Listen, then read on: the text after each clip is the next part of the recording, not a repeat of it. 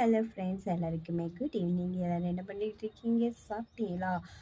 அப்புறமா முக்கியமான விஷயம், மோர் குடிச்சிங்களா? ஜூஸ் குடிச்சிங்களா? வெயிலில் போயிட்டு வந்துட்டு உடம்பு குளிர்ச்சியாக வச்சுக்கிறதுக்கு இதெல்லாம் குடிங்க. இப்படி குடிக்கலைன்னா என்ன ஆகும் தெரியுமா? பக்க விளைவுகள் வந்து பக்காவாக நடக்கும் நமக்கு. ஸோ அதனால் சொல்கிறேன். ஸோ நான் இப்போ என்னத்துக்காக இந்த வீடியோன்னு பார்க்குறீங்களா? ஓகே, நான் ஸ்ட்ரெயிட்டாக மேட்ருக்கே வந்துடுறேன். இது வந்து ஒரு விழிப்புணர்வு வீடியோ. இது என்னன்னு பார்த்தீங்கன்னா, எங்கள் ஏரியாவில் ஒரு 2 வாரத்துக்கு முன்னாடி ஒரு தாத்தா பாட்டி வீட்டில் நடந்தது. தாத்தா பாட்டி வீட்டில் இருந்திருக்காங்க. ஒருத்தர் போயிட்டு பில் பண்ணிட்டு இருக்காங்க. இவங்க ஓப்பன் பண்ணதையும் அவர் உள்ளே போயிருக்காரு. உள்ளே போயிட்ட உடனே பாட்டிக்கிட்ட வந்து 20,000 கொடுங்க அப்படின்னு சொல்லி கேட்டிருக்காரு. எதையுமே கேட்காம, என்ன ஏதுன்னே சொல்லாமல் மொத்தமாக போயிட்டு 20,000 கொடுங்கன்னு கேட்டிருக்காங்க. அந்த நபர் பார்த்தீங்கன்னா மேலே ஹெல்மெட் போட்டிருக்காங்க, முகம் மாஸ்க் போட்டிருக்காங்க. ஸோ அதனால் அவங்க யாருன்னு நமக்கு தெரியல. அவங்க வந்து 20,000 கேட்டிருக்காங்க. பாட்டி இருந்துட்டு 20,000மா? நாங்கள் எதுவுமே ஆர்டர் பண்ணலையே. ஆர்டர் பண்ணியிருந்தா கூட 4,000 5,000த்துக்கு தானே பண்ணியிருப்பாங்க.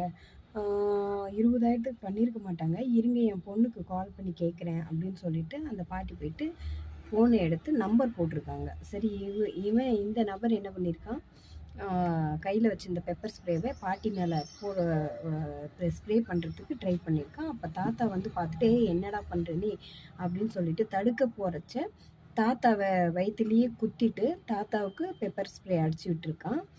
அப்புறமா அந்த பாட்டி ஓடி போயிட்டு கிச்சனில் திருடன் கத்திருக்காங்க. அப்புறமா எல்லாரும் வர்றதுக்குள்ளேயே இவன் எஸ்கேப் ஆயிட்டான்.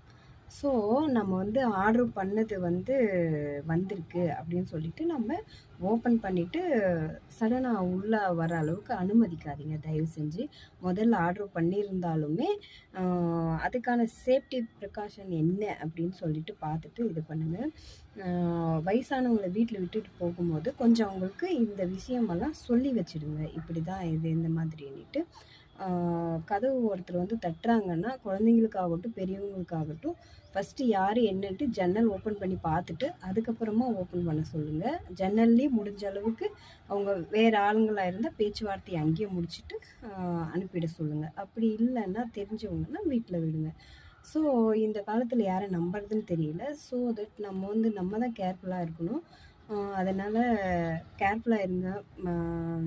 இதை ஆர்டர் பண்ணுறவங்களையும் நம்பாதீங்க. ஆர்டர் பண்ணி எடுத்துகிட்டு வரவங்களையுமே தயவு செஞ்சு நம்பாதீங்க. உஷாராக இருங்க முடிஞ்ச அளவுக்கு. ஓகே, பாய்.